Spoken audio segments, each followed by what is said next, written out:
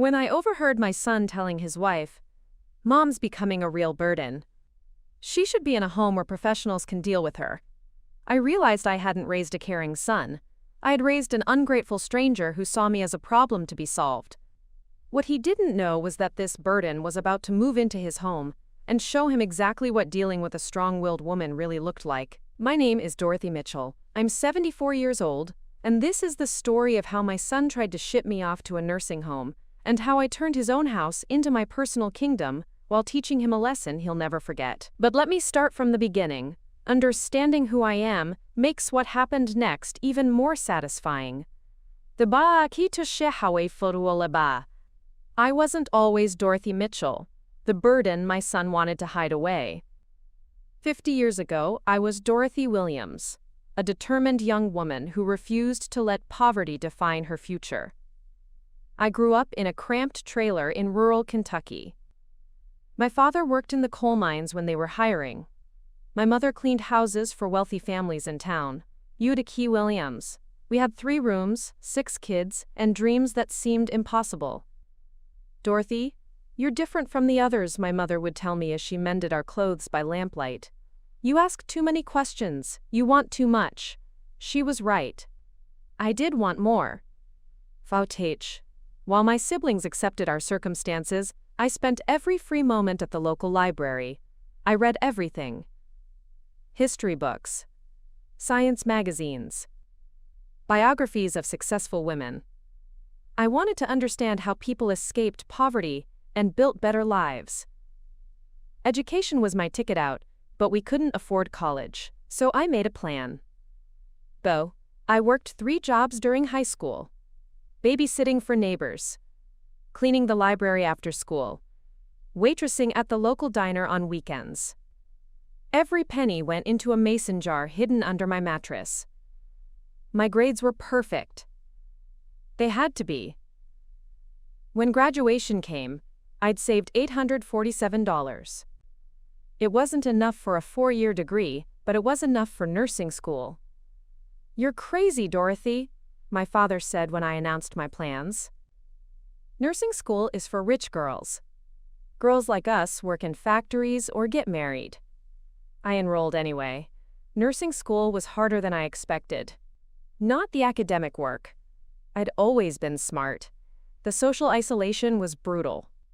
My classmates came from middle-class families who could afford textbooks and uniforms without working multiple jobs. I wore the same 2 dresses to class every week. I ate peanut butter sandwiches, while other students bought lunch in the cafeteria. I studied by candlelight in my tiny rented room because I couldn't afford proper lighting. But I graduated. Second in my class. My first job was at Louisville General Hospital. Night shift, medical ward, $3.50 an hour. It felt like winning the lottery. For the first time in my life, I had a steady paycheck. Health insurance. A profession that commanded respect. I rented a small apartment with actual electricity and hot water. I bought my first new dress since childhood. A chempoko, most importantly, I had independence. Minte. The other nurses came from comfortable backgrounds. They worked because they wanted careers, not because they needed to survive. They talked about husbands and families and homes in the suburbs. I listened and learned. I wanted those things too, but I was determined to build them on my own terms. That's when I met Robert Mitchell Sr. He was a patient recovering from appendix surgery. 32 years old, owned a small construction company, had kind eyes and calloused hands that spoke of honest work. "You're different from the other nurses," he told me during one of my rounds. "How so?" I asked, checking his vitals. "You care more," he said simply. "The others do their job well, but you make patients feel like people, not problems." Robert was right. I did care more. Maybe because I understood what it felt like to be overlooked and dismissed. I treated every patient like they mattered, regardless of their background or ability to pay. We started talking during my shifts. Robert told me about his business dreams. He wanted to build quality homes for working families. Affordable houses that would last generations, not the cheap construction most builders offered. So gauche. I told him about my own dreams. Saving money. Maybe buying a small house someday. Building the kind of stable life I'd never had as a child. We have similar goals, Robert said one evening. Maybe we could work toward them together. 3 months later, he proposed. Not with an expensive ring I couldn't afford to lose, but with a simple promise. We'll build something good together. We married in 1975. I was 25, Robert was 34. The wedding was small, just family and a few friends at the local Methodist church. I wore a simple white dress I'd bought on sale. Robert wore his only suit. We couldn't afford a honeymoon, but we didn't care. We were too excited about starting our life together. Our first home was a modest 2-bedroom house on the outskirts of Louisville. Robert had built it himself, using materials left over from dock construction jobs. It wasn't fancy, but it was ours. Every nail, every board, every painted wall represented our shared future. Baliwai continued working at the hospital, while Robert grew his construction business. We lived frugally, saving every possible dollar. Our entertainment was walking through neighborhoods, looking at houses Robert might build someday. Our luxury was Sunday dinner at a local restaurant, once a month. Someday we'll have a big house with a garden, Robert would say as we walked past the expensive homes in the historic district. Someday we'll take real vacations, I'd add, dreaming of places I'd only seen in magazines. But we were happy with our small life. We had each other's steady work and plans for the future. In 1978, everything changed. I discovered I was pregnant. Robert was thrilled. A little Mitchell to carry on the family name, he said, beaming as he hugged me in our tiny kitchen. I was excited but terrified. We'd been saving for a bigger house and expanding the business. A baby would change everything. We'll make it work, Robert assured me. Families always do. He was right, but making it work required sacrifices neither of us had anticipated. Robert Jr. was born on a snowy February morning in 1979. 7 pounds, 2 ounces, Cuperpsina more of perfect possibility. When the nurse placed him in my arms, I made him the same promise my mother had made to me decades earlier. You're going to have everything I never had, I whispered to his sleeping face. Security, education, opportunities. You'll never know what it feels like to worry about having enough. It was a promise that would shape every decision I made for the next 45 years. Having a baby changed our financial priorities completely. The money we'd saved for a bigger house went toward medical bills and baby expenses. The business expansion Robert had planned was postponed indefinitely. But I didn't mind. Looking at my son's face, I knew we'd made the right choice. I took 6 weeks of maternity leave, then returned to work. We couldn't afford for me to stay home, and honestly, I loved my forage nursing career too much to give it up permanently. Robert's mother watched the baby during my shifts. She was a sweet woman who'd raised 5 children of her own. Don't worry about little Robert, she'd tell me. He's in good hands. Still, leaving my infant son with someone else while I worked was heartbreaking. But I knew the extra income would give him opportunities we couldn't provide otherwise. Robert Sr. worked harder than ever, taking on additional projects to increase our pretty income. He'd leave for job sites before dawn and return after dark, covered in sawdust, and exhausted but determined to provide for his family. Everything we do now is for him, Robert would say, watching our son sleep in his crib. Every extra hour, every additional job, every dollar saved. It's all for his future. We were a team with a shared mission, giving our child the best possible life. As Robert Jr. grew, it became clear he was a bright, curious child. He walked early, talked early, and showed an intelligence that reminded me of myself at that age. But unlike my childhood, his would be filled with books, educational toys, and opportunities to explore his interests. He's going to college, I declared when Robert Jr. was just 2 years old. No matter what it costs, he's getting a proper education. Robert Sr. agreed completely. We'll start saving now, By the time he's 18, we'll have enough for tuition, room, board, everything. We opened a college fund and contributed to it religiously, even when money was tight. Sometimes it was just $10 a month, but we never missed a deposit. Robert Jr.'s childhood was everything mine hadn't been. Stability, comfort, parents who were present and engaged. We read to him every night. We took him to museums and libraries. We enrolled him in Little League and music lessons. "You're spoiling him," Robert Sr.'s brother would joke during family gatherings. "No," I'd reply firmly. "We're investing in him." There's a difference between spoiling a child and ensuring they have opportunities. We weren't buying Robert Jr. expensive toys or clothes he didn't need. We were investing in experiences and education that would shape his character and future. When Robert Jr. started school, he excelled immediately. His teachers praised his intelligence and work ethic. "He's college material," his third-grade teacher told us during a parent conference. "You should start thinking about advanced programs." We did. We researched the best high schools in our area. We planned for SAT prep courses and college visits. We dreamed about the career paths that would open up for our educated, accomplished son. Robert Sr.'s construction business grew steadily throughout the 1980s. We were finally able to buy the bigger house we'd dreamed about, a 4-bedroom colonial in a good school district. Robert Jr. had his own room, a backyard to play in, and neighbors whose children were also college-bound. "Remember when we used to walk through this neighborhood and dream about living here?" Robert Sr. said as we moved into our new home. I remembered. It felt surreal to be living in the kind of house I'd once thought was impossibly out of reach. But success brought new pressures. The mortgage payment was substantial. Property taxes were higher. Maintaining a larger home required more money and time. It fell subsidence. I took on additional shifts at the hospital. Robert Sr. expanded his business, hiring more workers and taking on larger projects. We were earning more money than ever, but we were also working more hours than ever. "Are we spending enough time with Robert Jr.?" I worried aloud one evening as we reviewed our packed schedules. "We're working for his future," Robert Sr. reminded me. "He understands that everything we do is for him." Robert Jr. did seem to understand.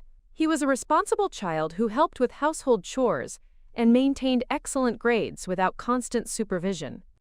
He participated in school activities and made friends easily, but sometimes I wondered if we were so focused on providing for his future that we were missing his present. When Robert Jr. entered high school, he continued to excel academically, honor roll every semester, National Honor Society, student government. He was exactly the kind of accomplished teenager we'd hoped to raise.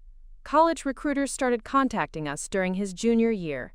Scholarship opportunities, advanced placement programs, early admission possibilities. "He's going to have choices we never dreamed of," Robert Sr. said proudly as we reviewed the materials arriving in our mailbox. It was true. Our son would have opportunities to attend prestigious universities, pursue any career that interested him, and build the kind of life that required education and connections we'd never had. All our sacrifices were paying off. Robert Jr. chose to attend the University of Kentucky, majoring in business administration. We were proud but sad to see him leave home. The house felt empty without his energy and laughter. "We did a good job," Robert Sr. said as we watched our son drive away to start his freshman year. "We did," I agreed. "Now he gets to build his own life." College was expensive, but we'd planned for it. Between our savings and Robert Jr.'s partial scholarship, we could afford tuition without taking on crushing debt. Robert Jr. thrived at university. Good grades, internships, leadership positions in student organizations. He was becoming the educated, accomplished young man we'd always envisioned. But somewhere during those college years, something began to change. Robert Jr. started talking differently about money and success. He mentioned classmates whose families had real wealth. He compared our middle-class lifestyle unfavorably to the luxury some of his friends took for granted. "Brad's family has a beach house and a ski condo," he'd tell us during holiday visits. "Sarah's dad owns 3 car dealerships." At first, I thought this was normal. Young people naturally compare their circumstances to others. But Robert Jr.'s comments became more frequent and more pointed. "You guys work so hard for such modest results," he observed during one Christmas break. "Maybe you should think bigger. Take more risks. Build real wealth." The criticism stung because it ignored everything we'd accomplished. We'd built a successful business, owned a beautiful home, and raised an educated son without taking on substantial debt.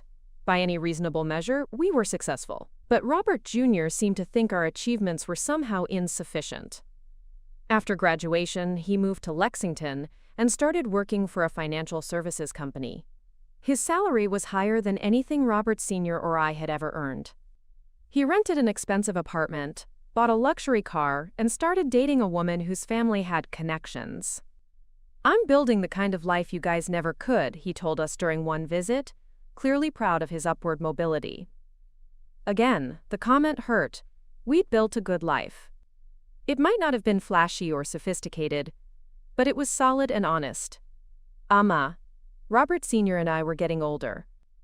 The physical demands of construction work were becoming harder for him to manage. My nursing shifts were more exhausting than they'd been 20 years earlier. "Maybe it's time to start thinking about slowing down," I suggested one evening, as Robert Sr. struggled with persistent back pain. "Not yet," he said stubbornly. "I want to make sure you're financially secure before I retire." We'd been saving for retirement, but not aggressively. Most of our money had gone toward the house, Robert Jr.'s education, and business investments. Our retirement funds were modest but adequate for a simple lifestyle. Robert Jr. had different ideas about our financial planning. "You guys need better investment strategies," he declared during one visit, reviewing our financial statements without being asked. "This conservative approach isn't going to provide the retirement lifestyle you deserve." We hadn't asked for his advice, and we weren't sure we wanted the retirement lifestyle he had in mind. We envisioned a comfortable, quiet retirement, travel, hobbies, time with future grandchildren. But Robert Jr. seemed to think we should want more. In 2005, Robert Sr. had a heart attack while working on a job site, mild but serious enough to require hospitalization and recovery time. At 62, he was forced to confront the reality that his body couldn't handle construction work indefinitely. "Maybe this is a sign," I suggested as he recovered in the hospital. "Maybe it's time to retire and enjoy the life we've built." Robert Sr. agreed reluctantly. We sold his construction business to a younger contractor who'd worked for him for years. The sale provided enough money to pay off our mortgage and boost our retirement savings. For the first time in 30 years, we were debt-free with a modest but adequate income from Social Security and retirement funds. Robert Jr. was less enthusiastic about our retirement plans. "You're selling yourselves short," he complained when we told him about the business sale. "Dad's company was worth more than you got for it. You could have negotiated better terms." Maybe he was right, but we were tired of working and ready to enjoy our later years. We weren't motivated by maximizing every financial opportunity. "Sometimes there are more important things than money," I told him. Robert Jr. looked at me like I'd said something incomprehensible. Over the next few years, the gap between our values and Robert Jr.'s priorities became more apparent. He married Jennifer, a woman from a wealthy family who shared his ambitions for an upscale lifestyle. Their wedding was elaborate and expensive, much more elaborate than anything Robert Sr. and I would have chosen, but we contributed what we could afford and celebrated their happiness. Robert Jr. and Jennifer bought a large house in an expensive neighborhood. They had expensive cars, took expensive vacations, and socialized with other couples who prioritized material success. We were happy that our son was successful, but we couldn't relate to his lifestyle choices. When Robert Jr. and Jennifer had children, our grandchildren, we were thrilled. Michael was born in 2010, followed by Emma in 2012. Beautiful, healthy children who brought joy to our lives. But even grandparenthood became complicated by Robert Jr.'s attitudes about money and status. "The kids need to attend private schools," he declared during one family dinner. "Public education isn't adequate for children who will need to compete in the modern economy." "We went to public schools," Robert Sr. pointed out mildly. "So did you. It worked out fine." "That was different," Robert Jr. said dismissively. "Standards are higher now. Opportunities are more competitive." He was probably right about competition, but his tone suggested that our educational choices had been somehow inadequate. Private school tuition for 2 children was expensive. Robert Jr. and Jennifer both worked, but their lifestyle expenses were high. They started making comments about how challenging it was to maintain their standard of living while saving for the children's futures. "We're doing everything right," Jennifer would complain during family gatherings. "But everything costs so much more than it used to." Robert Sr. and I listened sympathetically, but we couldn't help thinking that their financial pressures were largely self-imposed. They'd chosen an expensive lifestyle and were now struggling to maintain it. In 2015, Robert Sr. had another heart attack. This one was more serious, requiring bypass surgery and a long recovery period. At 72, he was increasingly frail and needed more assistance with daily activities. I became his primary caregiver while managing my own aging-related health issues. Arthritis made some physical tasks difficult. My energy levels weren't what they'd been 10 years earlier. But we managed. We had a good life together, even if it required more planning and patience than it used to. Robert Jr. visited regularly during his father's recovery, but his attitude toward our aging was troubling. "You guys are really struggling," he'd observe, watching me help Robert Sr. with physical therapy exercises. "We weren't struggling. We were adapting to new limitations like most couples our age." "Maybe you should think about assisted living," Robert Jr. suggested one day. "Professionally managed care, social activities with people your age, less stress about maintaining the house." The suggestion was premature and unwelcome. Robert Sr. and I were managing fine with occasional help from neighbors and friends. "We're not ready for that," I told Robert Jr. firmly. "You might not think you're ready," he replied, "but from the outside, it's pretty obvious that you need more support than you're getting." From the outside, as if our own assessment of our capabilities didn't matter.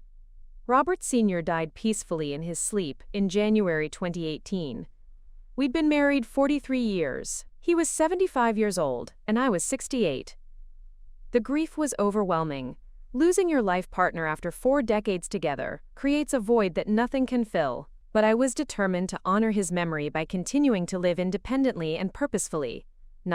Robert Jr. was supportive during the funeral and immediate aftermath. He handled legal paperwork, helped organize memorial services, and checked on me regularly. But within a few months, his concern began to feel more like supervision. "Mom, are you sure you should be living alone in such a big house?" he'd ask during visits.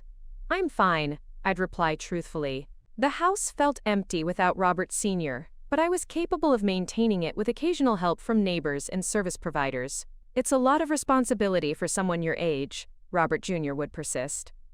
"Yard work, maintenance, cleaning. You shouldn't have to deal with all that stress." I wasn't stressed about household responsibilities. I was sad about losing my husband, but I wasn't incapable of managing my own life. Over the next 2 years, Robert Jr.'s comments about my living situation became more frequent and more pointed. "Mom, you're not getting any younger," he'd say. "This house is becoming a burden." "The neighborhood is changing," Jennifer would add. "It might not be as safe for elderly people living alone." Neither of these assessments was accurate, but they kept repeating them as if repetition would make them true. I started to realize that Robert Jr. wasn't genuinely concerned about my well-being. He was building a case for something else entirely. The truth became clear when I overheard that conversation between Robert Jr. and Jennifer in my kitchen. I'd been napping in the living room when they arrived for Sunday dinner, and they didn't realize I could hear them talking. "Hi, Mom's becoming a real burden," Robert Jr. said to his wife. "She should be in a home where professionals can deal with her." "Do you think she'll resist the idea?" Jennifer asked. "Probably," Robert Jr. replied. "But she can't manage that house much longer. It's not fair to expect us to worry about her constantly." Expect us to worry. As if caring about your elderly mother was an unreasonable burden, rather than a normal family responsibility. "Plus," Robert Jr. continued, "that house is worth a fortune now. If she sells it and moves to assisted living, there'll be money left over to help with the kids' college funds." There it was. The real motivation behind his concern about my living situation. Robert Jr. wasn't worried about my safety or well-being. He was calculating how my housing decision might benefit his family financially. That's when I realized I hadn't raised a caring son. I'd raised someone who saw his elderly mother as a financial planning opportunity. but Robert Jr. had made one crucial mistake in his calculations. He'd assumed that his 74-year-old mother was too old, too weak, or too confused to fight back when he tried to control her life. He was about to learn how wrong that assumption was. The woman who'd fought her way out of poverty through determination and hard work wasn't about to let anyone, even her own son, treat her like a problem to be managed rather than a person to be respected. If Robert Jr. thought I should be in a home, I was about to give him exactly what he'd asked for, just not in the way he'd expected. After that devastating conversation, I sat in my living room for hours.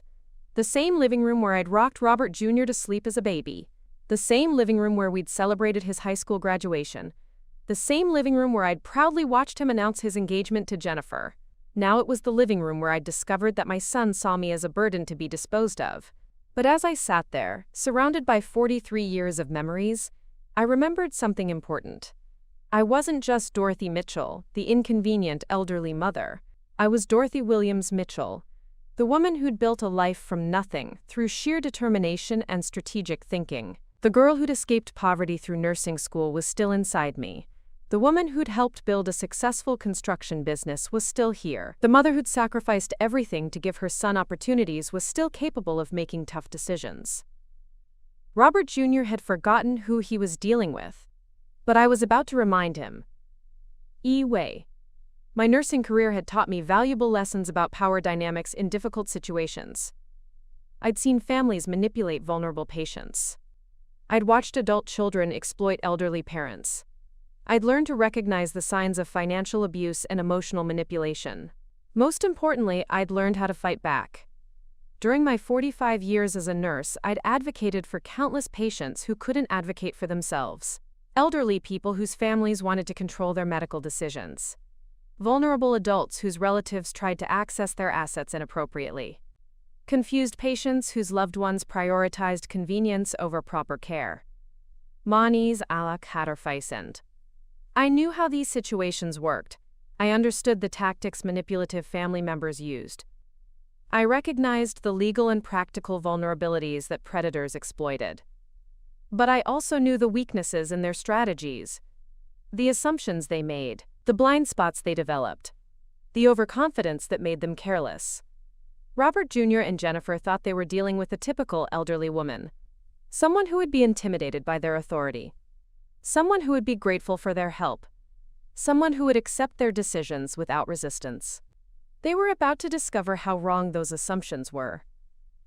The first thing I needed to understand was exactly what Robert Jr. and Jennifer were planning. That overheard conversation had given me a glimpse, but I needed details, timeline, strategy, weak points I could exploit. And I'd learned long ago that information was power. During my nursing career, I'd seen families make terrible decisions about elderly relatives because they didn't understand the full situation. Knowledge was the difference between being a victim and being in control. I started paying closer attention during Robert Jr.'s visits. When he made phone calls, I positioned myself where I could overhear. When Jennifer made comments about my living situation, I noted the specifics. When they discussed my needs, I listened for assumptions I could challenge. What I discovered was both infuriating and useful. Robert Jr. and Jennifer had been researching assisted living facilities for months. They'd identified 3 options, all within an hour's drive from their house. The costs ranged from $3,500 to $5,800 per month. They'd calculated that selling my house would generate approximately $485,000 after fees and taxes. Even after paying for assisted living for several years, there would be substantial money left over. Money they were already planning to spend. With Mom's house sale proceeds, we could pay off our mortgage, I heard Jennifer tell someone on the phone. Finally have some financial breathing room.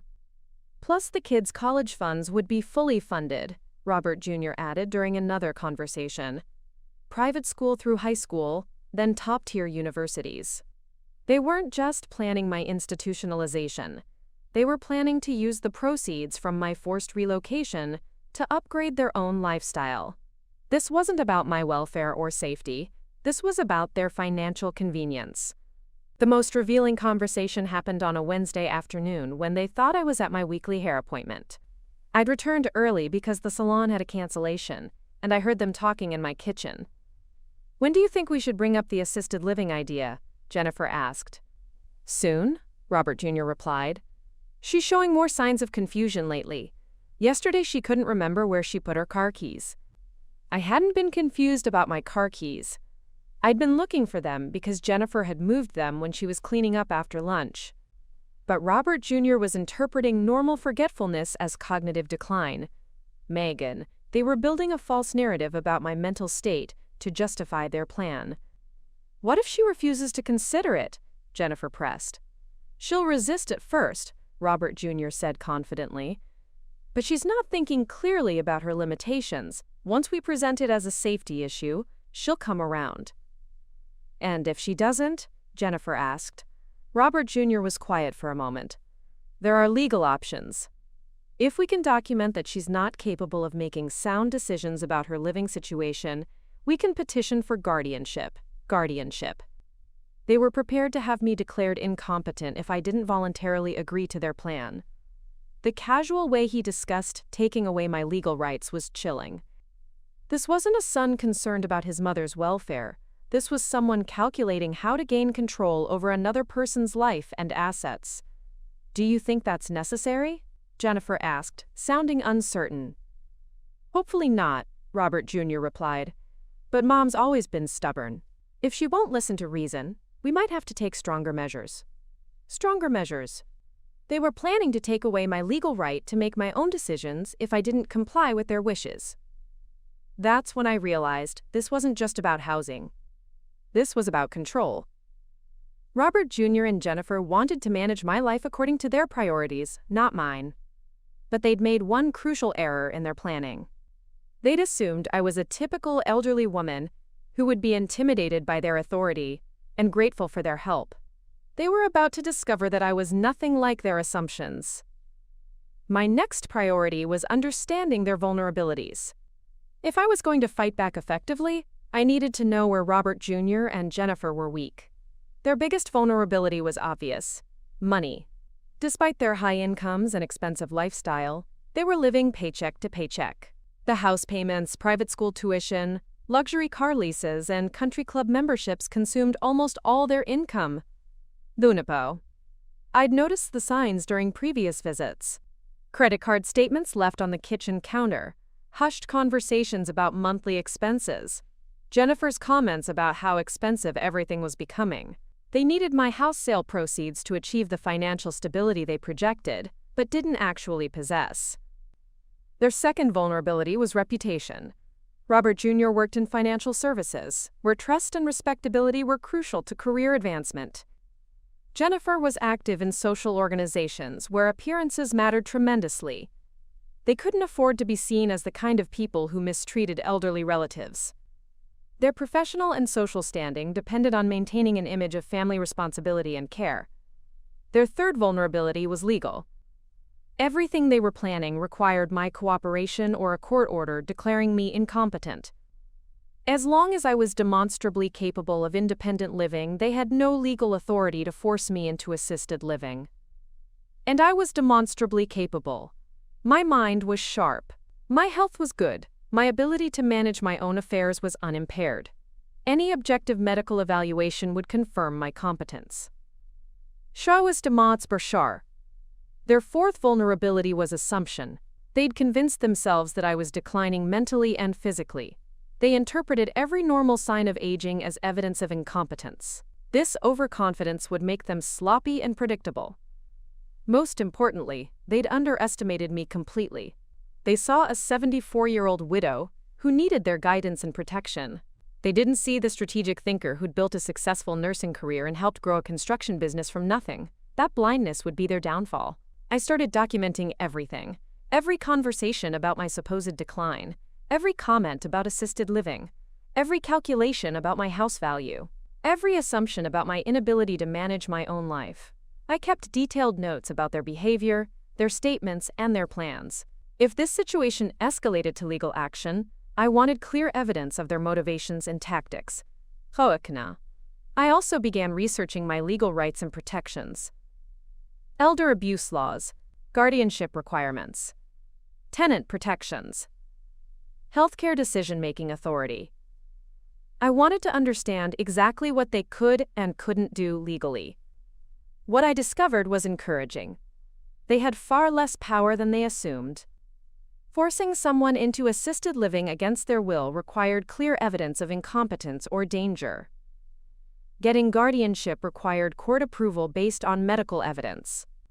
As long as I remained demonstrably competent and capable, their options were limited. But I also realized that a defensive strategy wouldn't be enough. Simply resisting their plan would lead to an exhausting battle that might drag on for years. I needed something more decisive. I needed to turn their own strategy against them in a way that would teach them a permanent lesson about underestimating their elders. The solution came to me during one of Robert Jr.'s lectures about my housing situation. "Mom, you really should consider downsizing," he said during yet another visit. "This house is too much responsibility for someone your age." Instead of arguing, I decided to appear cooperative. "You're probably right," I said, pretending to consider his advice seriously. "Maybe I should think about moving somewhere smaller." Robert Jr. looked surprised, but pleased. "I'm glad you're being realistic about this. But you know," I continued thoughtfully, "assisted living facilities are so impersonal. All those strangers, rigid schedules, institutional food." "The places we've researched are very nice," Jennifer interjected. "More like upscale hotels than nursing homes." "Still," I said, "it would be such a difficult adjustment after living independently for so many years." I paused, as if a new thought had just occurred to me. "You know what would make this transition easier?" I said slowly. "If I could stay with family while I adjust to the idea of assisted living. Just temporarily, of course." Robert Jr. and Jennifer exchanged glances. They hadn't expected this suggestion. "Stay with family?" Robert Jr. repeated carefully. "Well, you have that lovely big house," I said innocently, "and you're always saying how worried you are about me living alone. If I stayed with you for a few weeks, you could see firsthand how much help I really need." The expression on their faces was priceless. They'd been planning to get rid of me, not invite me to move in with them. But the beauty of my suggestion was that it used their own arguments against them. They'd spent months claiming they were worried about my safety and well-being. How could they refuse to help when I was asking for exactly the kind of family support they claimed to want to provide? "Mom, I don't think that would work," Robert Jr. said quickly. "We have busy schedules, the kids have activities, our guest room isn't really set up for long-term stays." "Oh, I wouldn't need the guest room," I said brightly. "I could stay in your master bedroom. You and Jennifer could use the guest room temporarily. After all, I am getting older, and I might need help during the night." The horror on Jennifer's face was unmistakable. The idea of giving up their master bedroom to her mother-in-law was clearly not part of their plan. "That's really not necessary," Jennifer said firmly. "I'm sure you'd be more comfortable in assisted living, where there are trained professionals to help you." "But you just said you're worried about me," I replied with perfect logic. "If you're truly concerned about my safety and well-being, wouldn't you want me where you can personally ensure I'm getting proper care?" Robert Jr. was trapped by his own arguments. He'd spent months claiming that my living situation was unsafe, and that they were worried about me. Now I was offering to solve both problems by moving in with them. If he refused, he'd be admitting that their concern was fake, and their real motivation was getting access to my house sale proceeds. "We'll need to think about it," Robert Jr. said weakly. "Of course," I agreed, "but don't think too long. You've made such a compelling case about how dangerous it is for me to live alone. I'd hate for something to happen because we delayed making necessary changes." I was using their own manipulation tactics against them. Every argument they'd made about my need for supervision and care supported my proposal to move into their house. Over the next week, I kept mentioning the idea during phone calls and visits. "I've been thinking more about your suggestion that I need more supervision," I'd say. "Moving in with you really does seem like the logical solution. Have you given any more thought to my staying with you while we arrange assisted living?" I'd ask. "I'm getting more concerned about my safety here alone." Each conversation increased their discomfort. They couldn't refuse without contradicting everything they'd said about their concern for my well-being. Meanwhile, I was making my own preparations. I researched tenant rights for family members living in relatives' homes. I consulted with an elder law attorney about my legal protections. I arranged for my mail to be forwarded and my utilities to be suspended temporarily. Most importantly, I planned exactly how I would establish control once I moved into their house. Robert Jr. and Jennifer thought they were dealing with a confused elderly woman who would be grateful for their help. They were about to discover that they'd invited a master strategist into their home, someone who understood exactly how to use their own expectations and assumptions against them. Someone who'd spent 74 years learning how to survive and thrive in challenging circumstances. Someone who was about to teach them that underestimating your elders is always a mistake. I also began preparing what I privately called my care plan. During my nursing career, I'd written hundreds of care plans for patients with complex medical needs. I knew exactly how to make elder care sound demanding, time-consuming, and professionally challenging. My plan would require Robert Jr. and Jennifer to provide the kind of intensive supervision and assistance they claimed I needed. If they truly believed I was declining and required professional care, they should be prepared to provide that care themselves. Every demand in my care plan would be medically justified and professionally presented. They wouldn't be able to refuse without admitting that their concerns about my condition were exaggerated or false. I spent hours crafting the perfect balance of reasonable medical needs and overwhelming caregiving requirements. Medication schedules that would disrupt their sleep. Dietary restrictions that would complicate meal planning. Exercise requirements that would dominate their living space. Appointment schedules that would interfere with their work. Everything would be presented as necessary for my health and safety. Everything would be consistent with the declining condition they'd described to justify assisted living placement. The woman who'd fought her way out of poverty wasn't done fighting. She was just getting started. But this time, the battlefield would be their house, their rules, their comfortable life, and I was going to win. Hey, Koe. I also decided to involve some allies in my strategy.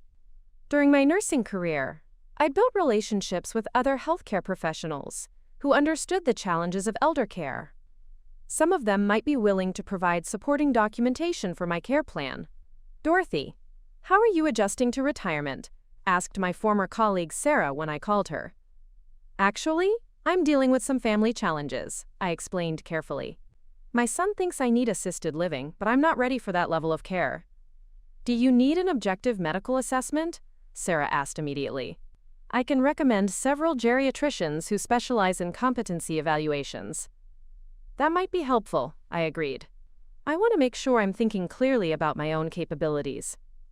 Of course you are, Sarah said firmly. I've known you for 20 years, Dorothy. Your mind is as sharp as anyone's. But having professional documentation of my mental and physical competence would be valuable if Robert Jr. and Jennifer tried to pursue guardianship proceedings. I also reached out to some of my neighbors who'd observed my independence and capability over the years. Mrs. Mitchell, are you feeling all right? Asked Tom Peterson, who lived next door. I saw your son here a lot lately. I'm fine, Tom, I assured him. Robert Jr. is just worried about me living alone. You know how adult children can be. You seem perfectly capable to me, Tom said. You take better care of your yard than most people half your age. Would you be willing to provide a character reference if I needed one? I asked. Sometimes family members have different perceptions than neighbors do. Of course, Tom agreed. You're one of the most independent and competent people I know. Building a network of people who could testify to my capabilities was another layer of protection against Robert Jr.'s potential legal maneuvers.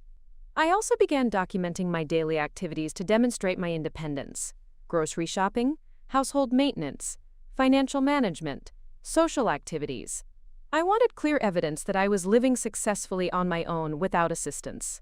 My calendar showed regular medical appointments, social engagements, volunteer activities, and household projects.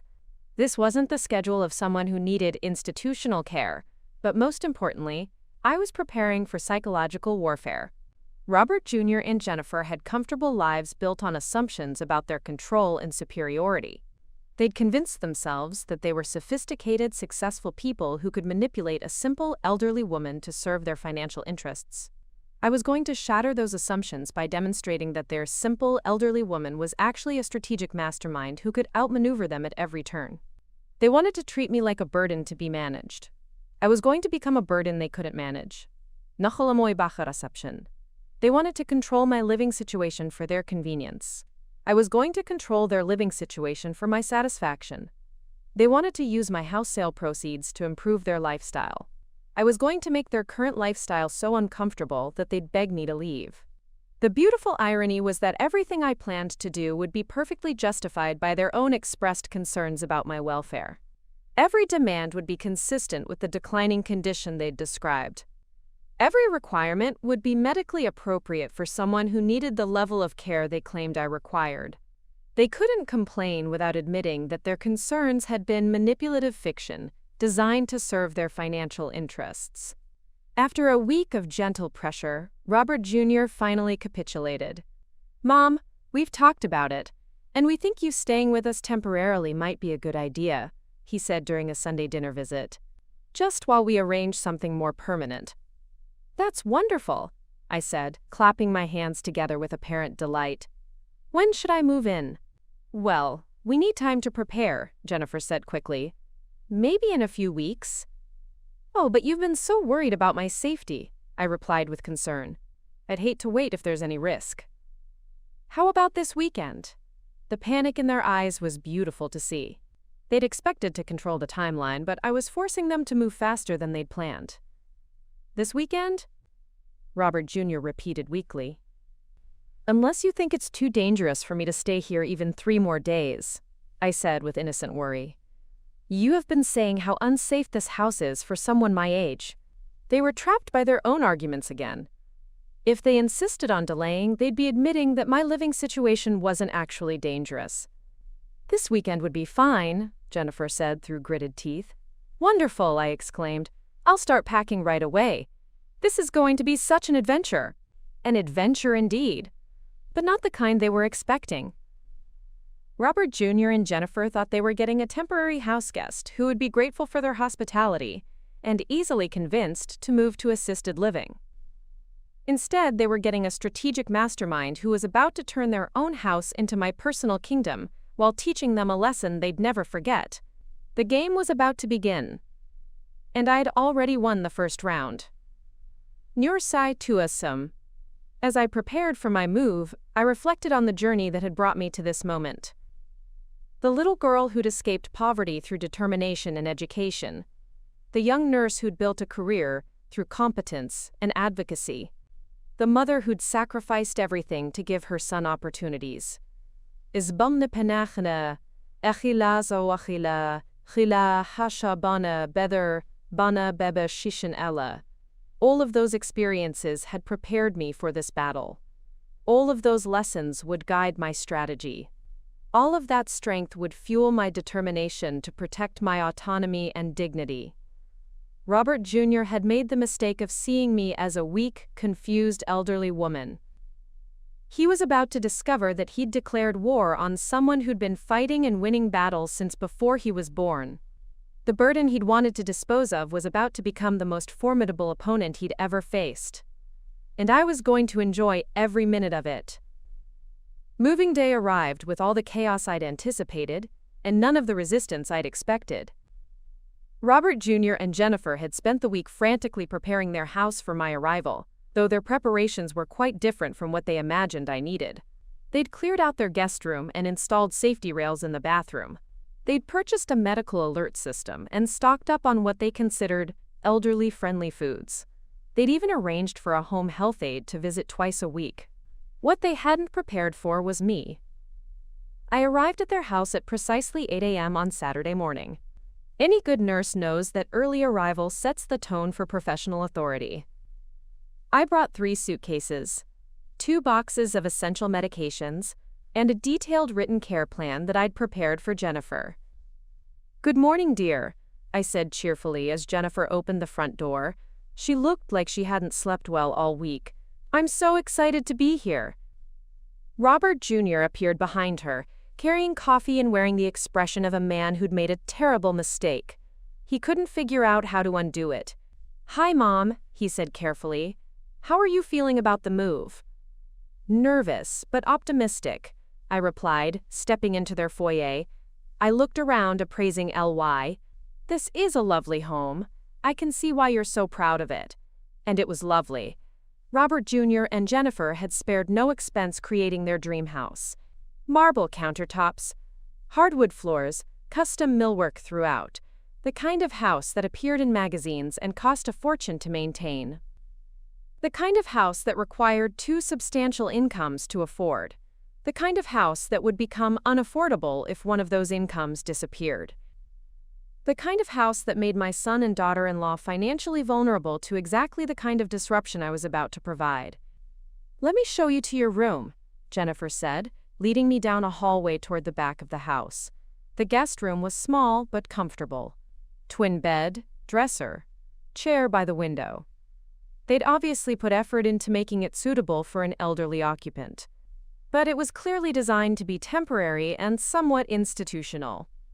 "This is very nice," I said, setting down my suitcases, "but I'm afraid there's been a misunderstanding." Robert Jr. and Jennifer exchanged worried glances. "What kind of misunderstanding?" Robert Jr. asked. "Well, you've been so concerned about my nighttime safety," I explained patiently. "What if I fall during the night? What if I have a medical emergency? How would you know if I needed help from all the way down here?" I gestured toward the master bedroom at the front of the house. It was clearly visible from where we stood. "I really think I should stay in your room," I continued. "You can monitor me properly there. After all, that's the whole point of my staying here. So you can provide the supervision you think I need." The horror on their faces was even more pronounced than during our initial conversation about this arrangement. "Mom, that's really not necessary," Robert Jr. said quickly. "The medical alert system will notify us if you need help." "But what if I'm confused and can't operate it properly?" I asked innocently. "You've mentioned several times that I'm showing signs of cognitive decline. Surely someone with developing dementia shouldn't be left alone at night." I was using their own arguments against them again. Every concern they'd expressed about my mental state supported my need for closer supervision. "You don't have dementia, Mom," Robert Jr. said weakly. "Are you sure?" I asked with apparent worry. "Some of the things you've said about my confusion and memory problems sound quite serious. Maybe I should see a doctor while I'm here. Get a proper evaluation." The last thing they wanted was a medical professional documenting my complete mental competence. That would undermine their entire case for assisted living. "Let's not worry about that right now," Jennifer said hastily. "Why don't you get settled in here? We can discuss sleeping arrangements later." "Of course, dear," I agreed. "But I do want to review my care plan with you. I've written down all my medical needs, dietary requirements, and daily schedule." I handed Jennifer a 5-page document I'd prepared in my best nursing handwriting.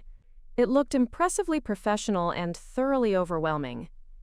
Jennifer's face went pale as she scanned the first page. "This says you need assistance with bathing," she said uncertainly. "Yes, I'm not as steady on my feet as I used to be," I replied. "Could you help me with that this evening? I usually bathe around 7 p.m. I've never..." Jennifer stammered. "Oh, don't worry," I said reassuringly. "I'll guide you through it. I know it seems intimidating at first, but caregiving is really quite rewarding once you learn the proper techniques." Robert Jr. was reading over Jennifer's shoulder.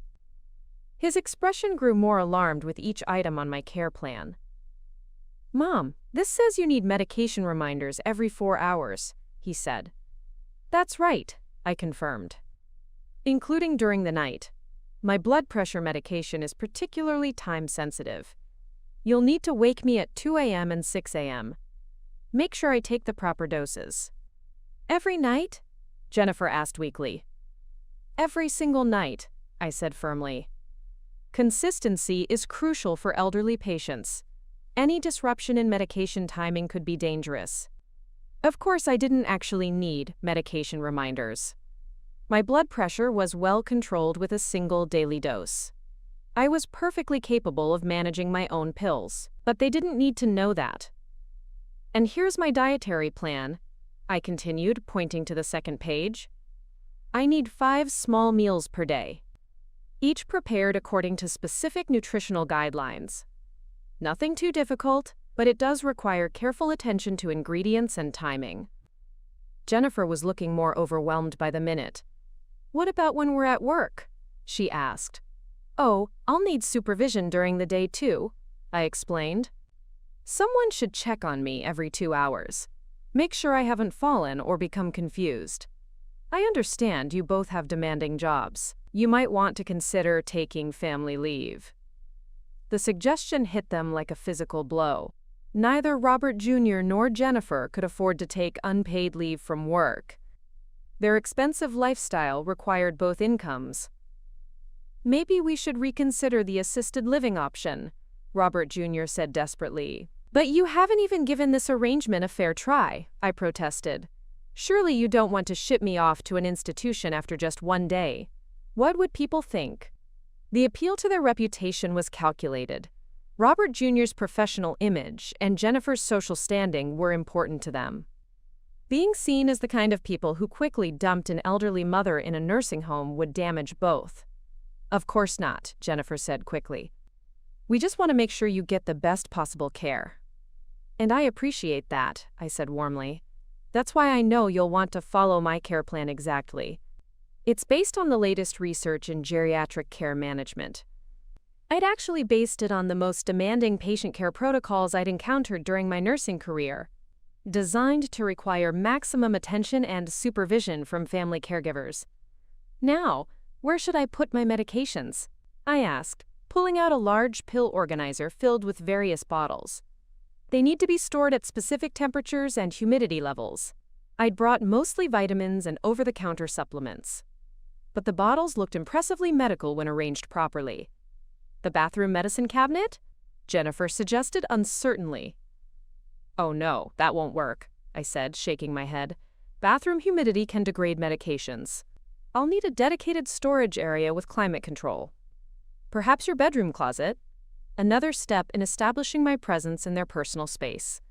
And I'll need access to the kitchen for my meal preparation, I continued.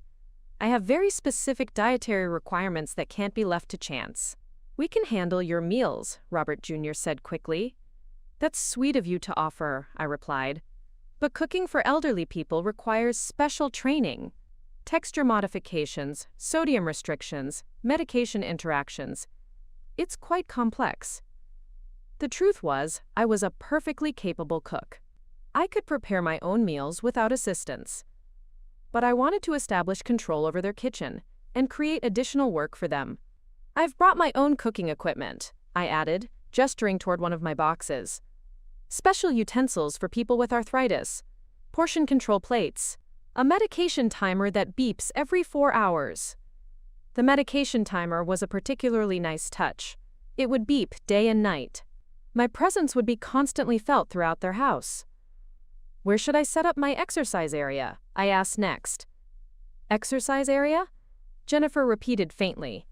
Yes, my physical therapy routine requires specific equipment and adequate space, I explained. I need to exercise twice daily to maintain my mobility. It's quite important at my age. I'd actually brought a collection of exercise equipment. It would take up significant space in their living room and create noise during my workout sessions. Maybe the basement? Robert Jr. suggested hopefully. Oh no, stairs are too dangerous for someone my age, I said firmly. I'll need to exercise on the main floor where it's safe. The living room should work perfectly. Their beautiful magazine-worthy living room was about to become my personal gymnasium. Now, about television viewing, I continued, consulting my care plan. I need to watch my programs at specific times to maintain my routine. Structure is very important for elderly cognitive health. What kind of programs? Jennifer asked weakly. Morning talk shows at 7 a.m., I recited. Game shows at 10 a.m. and 2 p.m. News at 6 p.m. Classic movies from 8 to 10 p.m. The volume needs to be quite loud because of my hearing issues. I didn't have hearing issues, but I wanted to ensure my television viewing would dominate their evening routine. What if we want to watch something else? Robert Jr. asked. Well, you could watch in your bedroom, I suggested helpfully, though you'll want to keep the volume down. You don't want to disturb my sleep schedule. I was systematically taking control of every shared space in their house. making it seem like a medical necessity. Oh, and I'll need help with my correspondence, I added, pulling out a stack of papers. I have many medical appointments to schedule, insurance forms to complete, legal documents to review. The legal documents were actually research I'd done on tenant rights and eldercare regulations, but they looked impressively official when stacked properly. Legal documents? Robert Jr. asked nervously. Yes, I want to make sure my affairs are in order, I said seriously. Living wills, power of attorney, estate planning. You understand how important these things are at my age. The mention of estate planning got their immediate attention. They were probably wondering if I was reconsidering my inheritance plans. Of course, I'll need your help understanding all the legal implications, I continued. After all, you have such good judgment about financial matters. This was calculated flattery designed to make them feel important. They'd spend considerable time helping me with paperwork that didn't actually need to be done. And I should mention, I added casually, I've invited some friends from the senior center to visit. They're so excited to meet you both. Friends? Jennifer asked with barely concealed alarm. Yes, Ethel and Mildred and Rose, I said enthusiastically. They love playing cards and sharing stories about their families. I thought we could have them over for bridge games twice a week. The idea of having 3 elderly women playing noisy card games in their pristine house was clearly Jennifer's worst nightmare. That sounds nice, she managed. And some of them have mobility issues, I added helpfully. We'll need to accommodate wheelchairs and walkers. I hope you don't mind if we rearrange the furniture to make things more accessible. Their carefully arranged living room was about to become a senior center activity space. Now, what time is dinner? I asked, checking my watch. I need to take my evening medications exactly 1 hour after eating. It was only 10 a.m., but I wanted to establish that their meal schedule would now revolve around my medical needs. We usually eat around 6, Jennifer said uncertainly. Perfect, I said. That means I'll need my pre-dinner snack at 4 p.m., my medications at 7 p.m. My bedtime routine should start at 8:30. I was creating a schedule that would dominate their entire evening, every single day. Bedtime routine? Robert Jr. asked. Yes, elderly people need very specific bedtime preparations, I explained. Warm milk, gentle music, assistance with changing into night clothes. Help getting into bed safely. The idea of helping me change clothes was clearly mortifying to both of them. And of course, I'll need someone to check on me during the night, I added. Every 2 hours. Make sure I'm breathing properly and haven't fallen trying to reach the bathroom. Every 2 hours? Jennifer repeated in horror. Yes, sleep monitoring is crucial for people my age, I said seriously. Sudden cardiac events are most common during nighttime hours. I was describing the kind of intensive monitoring required for critically ill patients, not healthy elderly people. But they didn't have the medical knowledge to challenge my assertions. This all seems very comprehensive, Robert Jr. said weakly. Well, you've been so worried about my care needs, I replied innocently. I want to make sure we address every potential concern. The beautiful irony was that every demand I was making was based on their own arguments. They'd claimed I was declining and needed supervision. They couldn't refuse without admitting they'd been exaggerating my problems. Now, where should I store my emergency medical equipment? I asked, pulling out what appeared to be a small oxygen tank. Emergency medical equipment? Jennifer asked faintly. Yes, elderly people need immediate access to medical supplies, I explained. Oxygen, blood pressure monitor, glucose meter, emergency medications. The oxygen tank was actually empty. Most of my emergency medical equipment was just impressive-looking devices I'd borrowed from nursing friends, but it created the appearance of serious medical needs. Perhaps we should call your doctor, Robert Jr. suggested desperately, to discuss your care requirements. What a wonderful idea, I agreed enthusiastically. I'll need you to take me to all my appointments, of course. I don't feel safe driving anymore. Another fabrication. I was perfectly capable of driving, but I wanted to make them responsible for transporting me everywhere. How many appointments? Jennifer asked. Well, there's my primary care doctor, my cardiologist, my orthopedist, my ophthalmologist, and my pharmacist, I listed. Plus physical therapy twice a week and blood work every month. I was describing the appointment schedule of someone with serious multiple health conditions, not my actual medical needs. That's a lot of appointments, Robert Jr. observed. Yes, healthcare management is very time-consuming at my age, I agreed. I hope it won't interfere too much with your work schedules. It absolutely would interfere with their work schedules. That was exactly the point. And I should mention, some of my appointments are quite early, I added. My cardiologist prefers to see elderly patients first thing in the morning, when we're most alert. Early morning medical appointments would disrupt their sleep and work routines even more. Of course, if this is too much responsibility, I said with apparent concern. Maybe you were right about assisted living. Though I have to admit I was looking forward to spending quality time with my family. The guilt trip was perfectly timed. They couldn't suggest assisted living now without seeming heartless and uncaring. No, Mom, we want you here, Robert Jr. said quickly. His expression suggested otherwise. I'm so glad, I said warmly. This is going to be wonderful. Just like having a real family again. I began unpacking my belongings and implementing my care plan immediately. Every action was designed to establish my control over their living space and daily routine. I hung my clothes in their master bedroom closet. Just temporarily, until we get the sleeping arrangements sorted out. I arranged my medications on their bedroom dresser, so you can help me remember the proper timing. I set up my exercise equipment in their living room. I'll try to keep the noise to a minimum during my workouts. I programmed my medication timer to beep every 4 hours. Don't worry about the sound, you'll get used to it. I rearranged their kitchen to accommodate my dietary needs. I hope you don't mind. I need easy access to my special foods. Every change was presented as a temporary medical necessity, but the cumulative effect was the complete transformation of their comfortable home into a medical care facility.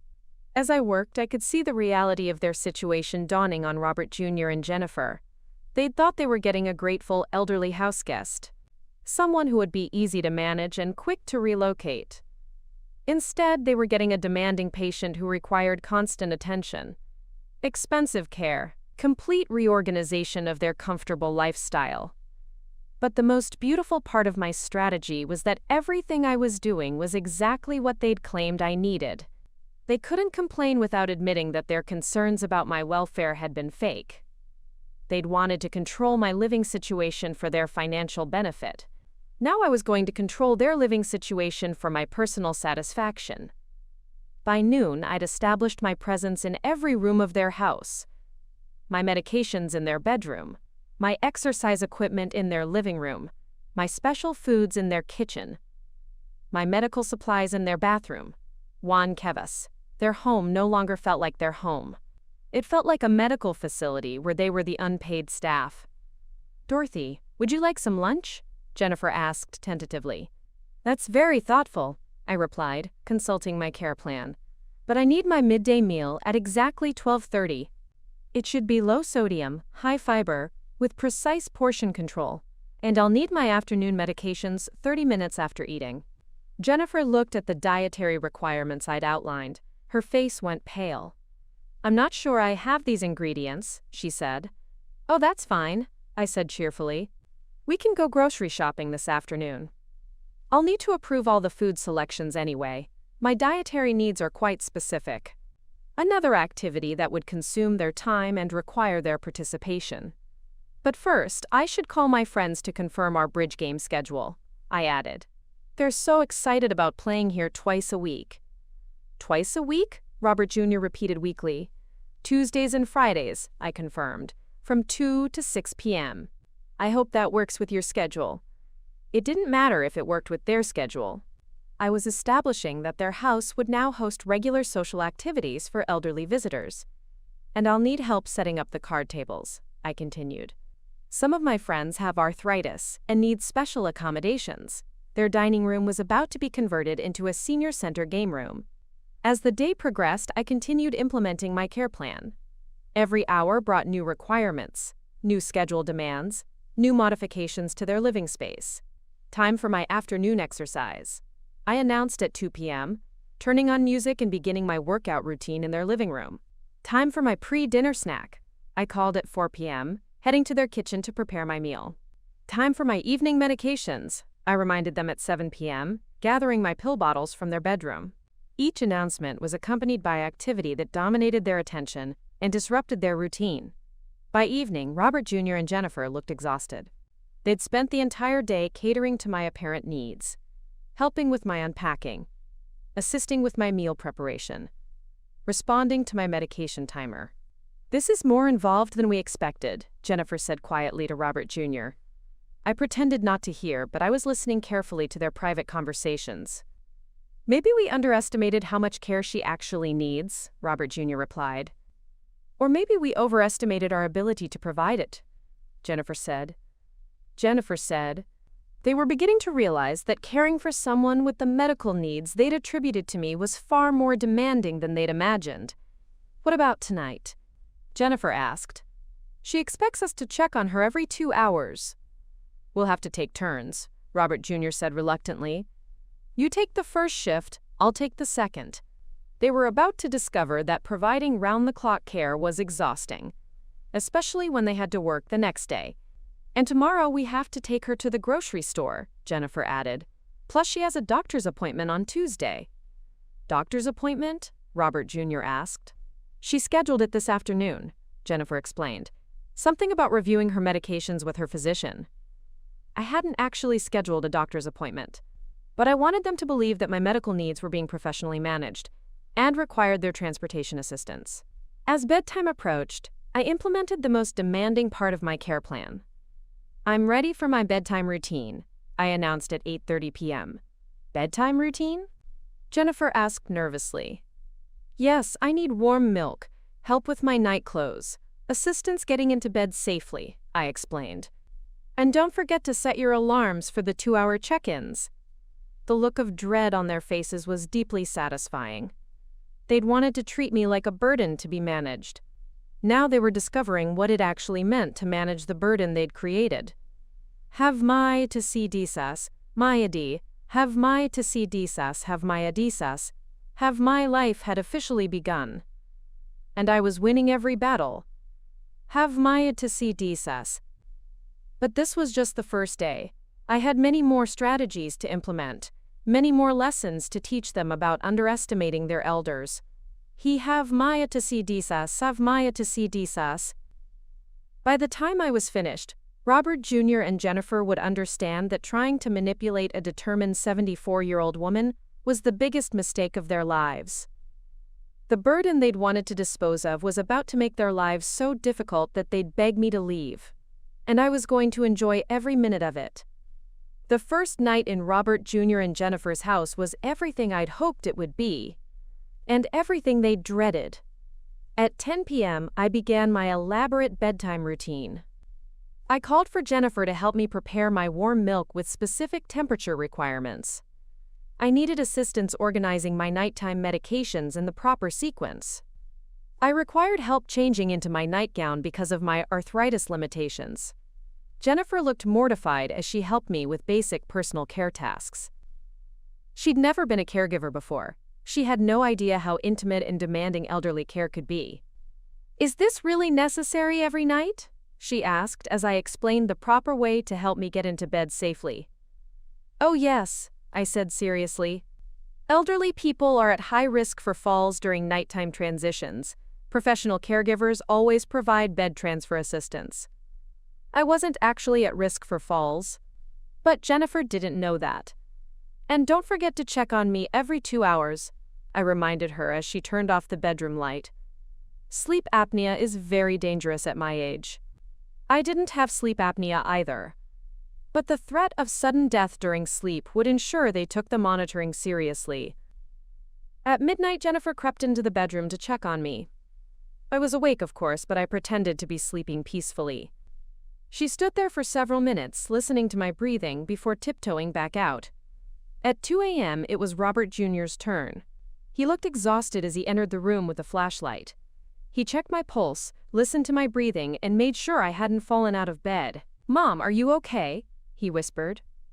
"I think so," I said groggily, as if I'd just woken up. "But I'm having some chest tightness. Is that normal?" The panic in his eyes was immediate. "Chest tightness? It's probably nothing," I said weakly. "Maybe just anxiety about sleeping in a new place." But my doctor did say to watch for cardiac symptoms.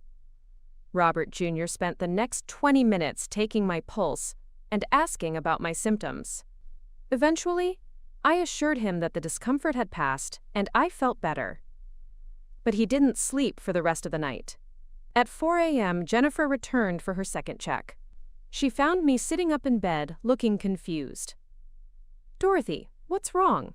she asked with concern. "I can't remember where I am," I said with apparent confusion. "This doesn't look like my bedroom." "You're staying with us, remember?" Jennifer said gently. "You moved in yesterday." "Did I?" I asked, blinking slowly. "That's strange. I don't remember that at all." Jennifer looked terrified. This was exactly the kind of cognitive confusion they'd claimed I was experiencing. But seeing it firsthand was more alarming than they'd expected. "Should I call someone?" Jennifer asked uncertainly. "Oh, I'm sure it's fine," I said, suddenly seeming more alert. "Sometimes elderly people get disoriented in new environments. It's quite common." But the seed of doubt had been planted.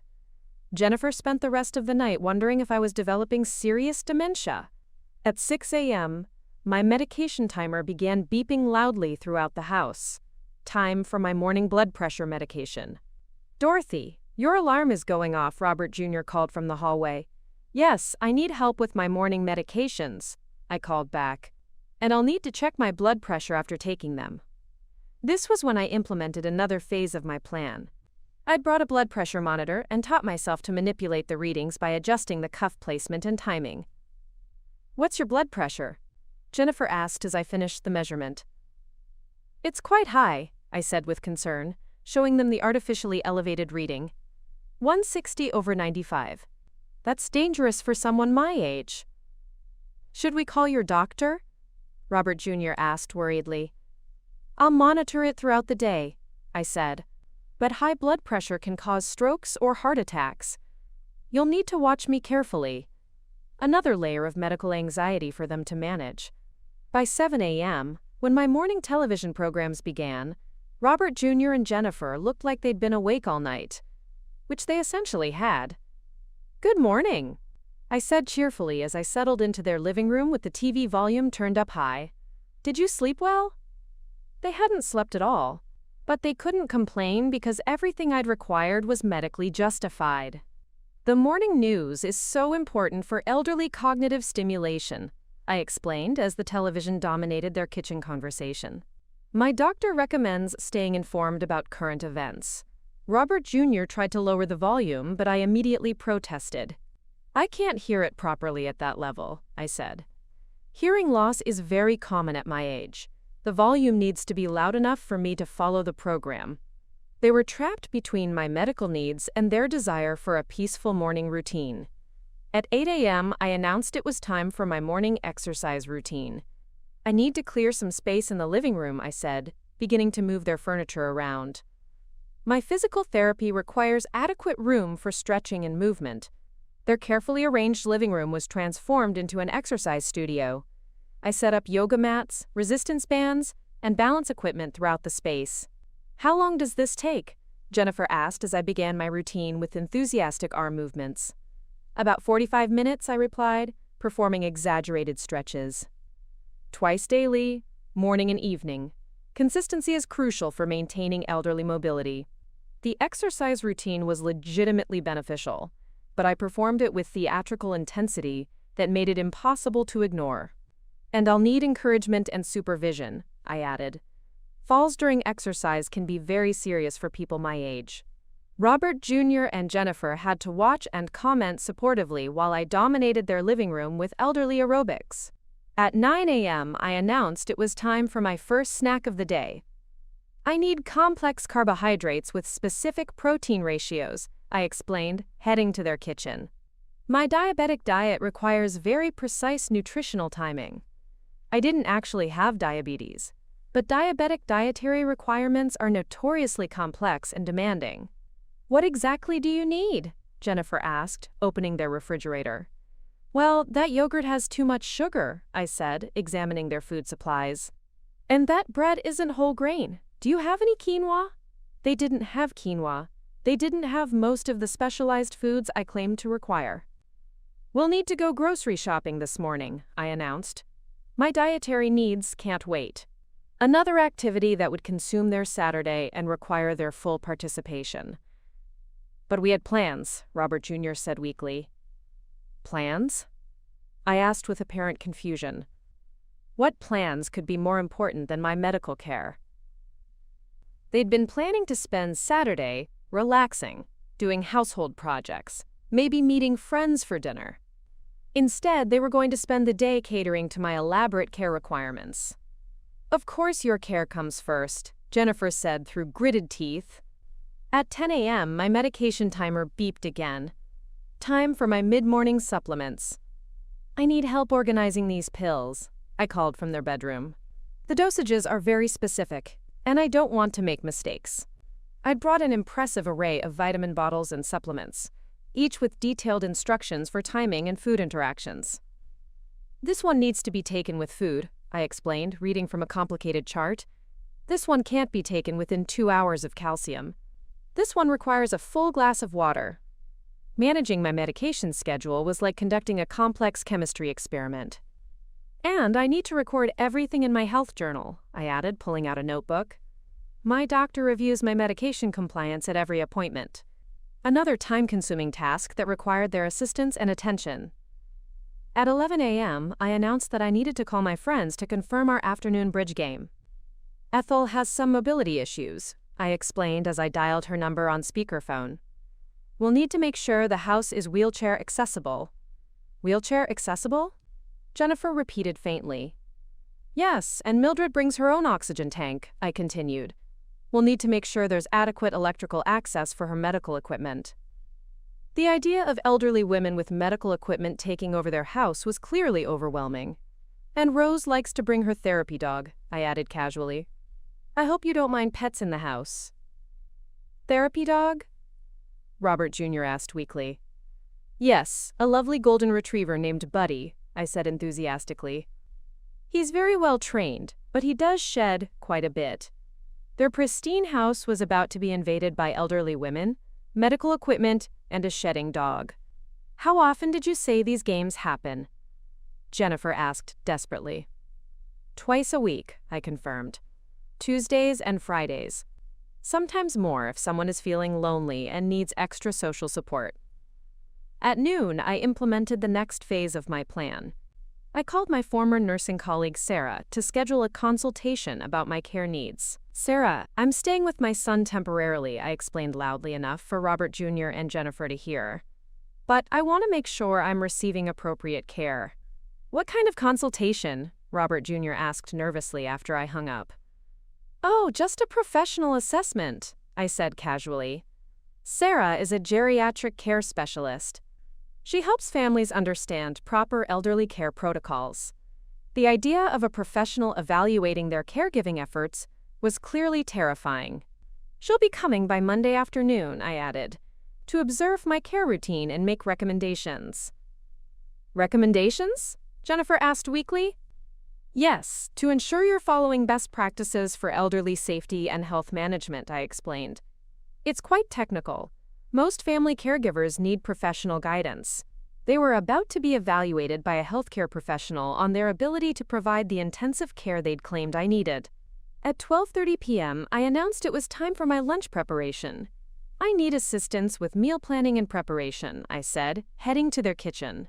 My dietary restrictions require careful attention to ingredients and portions. I began pulling items from their refrigerator and pantry, reading labels with theatrical scrutiny.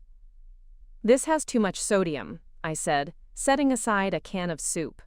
"This bread contains preservatives I can't tolerate. Do you have any organic vegetables?" Their normal food supplies were inadequate for my specialized dietary needs. "We really do need to go grocery shopping," I said firmly. "I can't maintain proper nutrition with these processed foods."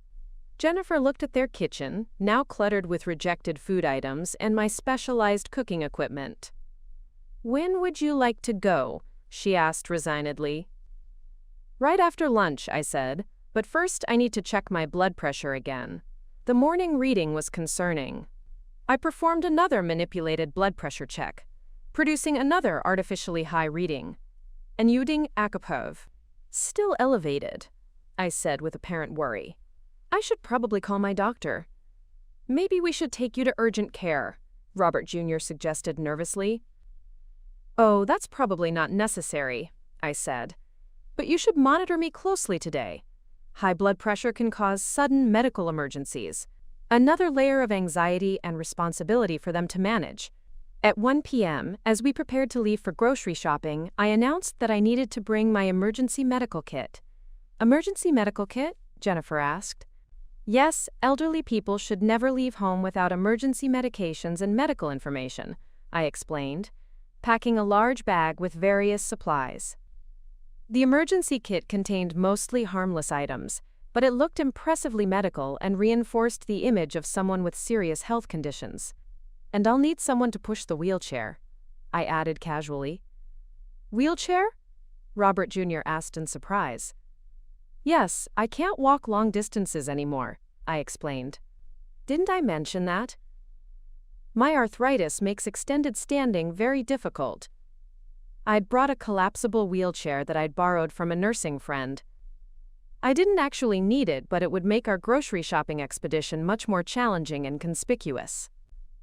I didn't realize you needed a wheelchair, Jennifer said uncertainly. Oh yes, mobility assistance is crucial for someone my age, I said, as if it were obvious. I'm surprised you didn't prepare for that. Now they felt guilty for not anticipating my mobility needs.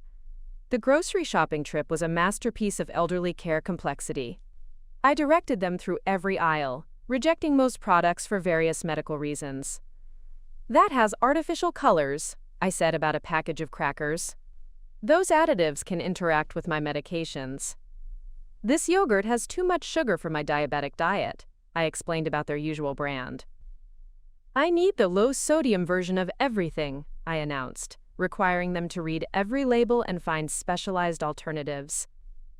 Other shoppers watched with sympathy as Robert Jr. and Jennifer struggled to push my wheelchair while managing a growing cart of expensive specialty foods. Is this your mother? An elderly woman asked Jennifer kindly. She's lucky to have such devoted children. Jennifer's smile looked pained as she thanked the woman for the compliment. At the pharmacy section, I announced that I needed to speak with the pharmacist about my medication interactions. I'm concerned about combining my blood pressure medication with my arthritis supplements, I explained to the pharmacist loudly enough for other customers to hear. The pharmacist spent 20 minutes reviewing my medication list and making recommendations. Robert Jr. and Jennifer stood by awkwardly as I discussed my various health conditions with a medical professional. Your family is very supportive, the pharmacist commented. Medication management can be challenging for elderly patients. Yes, they're wonderful, I agreed. Though caregiving is such a big responsibility. I hope I'm not being too much of a burden. The pharmacist assured me that family care was important, and that Robert Jr. and Jennifer were doing the right thing by helping me. By the time we returned home, it was 4 p.m. We'd spent 3 hours on what should have been a simple grocery shopping trip. I'm exhausted, Jennifer muttered as we unloaded the car. Caregiving is very demanding, I agreed sympathetically. But it's so important for elderly people to have family support. At 4:30 p.m., my medication timer beeped again. Time for my afternoon medications and blood pressure check. Still elevated, I announced after taking my reading. I think I should call my doctor. I made a theatrical phone call to a medical office, describing my symptoms and medication concerns. Of course, I was actually calling the time and temperature service, but Robert Jr. and Jennifer couldn't tell. The nurse says I should monitor it closely and come in Monday if it doesn't improve, I announced after hanging up. Monday? Robert Jr. asked weakly. Yes, I'll need someone to drive me to the appointment, I said. I don't feel safe driving with unstable blood pressure. Another workday disruption for them to manage. At 5 p.m., I announced it was time for my evening exercise routine.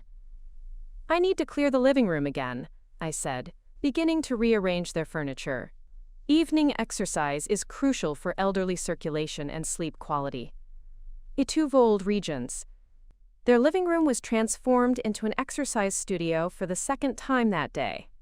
and I'll need encouragement and supervision again, I added. Evening workouts can be more challenging for people my age. Robert Jr. and Jennifer had to watch and comment supportively while I performed another 45 minutes of theatrical exercise. At 6 p.m., as they tried to prepare dinner, I announced that I needed assistance with my meal preparation. My evening meal requires very specific nutritional balance, I explained, taking over their kitchen. And I need to eat exactly 1 hour before my evening medications. I began preparing an elaborate meal using the specialty ingredients we'd purchased, requiring their help with every step. This needs to be chopped very finely, I directed. My digestion isn't what it used to be.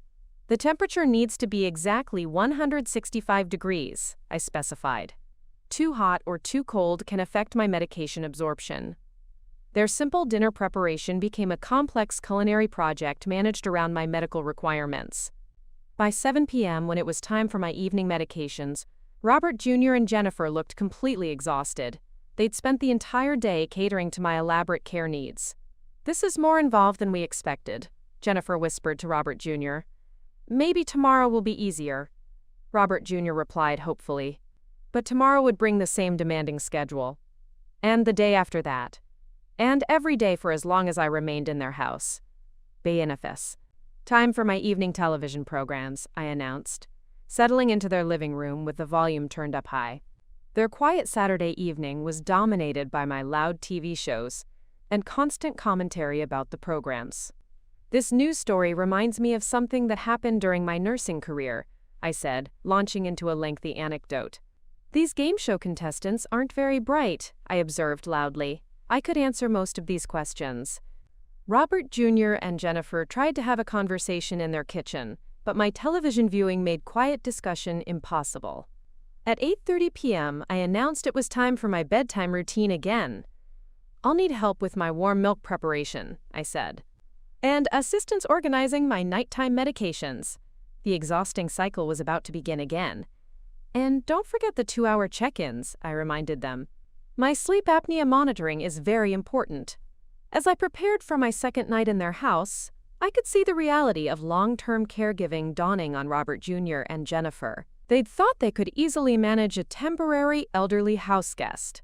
Instead, they were discovering that providing the kind of intensive care they'd claimed I needed was a full-time job that never ended. They couldn't complain because everything I required was medically justified. They couldn't refuse because they'd committed to providing proper care. Most importantly, they couldn't suggest assisted living without admitting that they were incapable of providing the family care they'd claimed to value. The trap was working perfectly. Every demand was reasonable. Every requirement was professional. Every expectation was based on their own expressed concerns about my welfare. They were learning what it actually meant to be responsible for someone else's complete care and safety. And they were discovering that they were completely unprepared for that responsibility. The war for control of my life was escalating exactly as I'd planned. And I was winning every battle while appearing to be a grateful, cooperative patient. But this was still just the beginning. I had many more lessons to teach them about underestimating their elders. By the time I was finished, Robert Jr. and Jennifer would understand that manipulating vulnerable elderly people comes with consequences they never imagined. The burden they'd wanted to dispose of was becoming the most challenging experience of their lives. And I was enjoying every minute of it. By the end of my first week in Robert Jr. and Jennifer's house, they looked like prisoners of war, dark circles under their eyes, strained conversations, arguments that stopped the moment I entered a room. They were living in their own home, but no longer controlling any aspect of their daily routine. Monday morning brought Sarah's professional consultation visit. She arrived at 2 p.m., clipboard in hand, looking every inch the competent geriatric care specialist.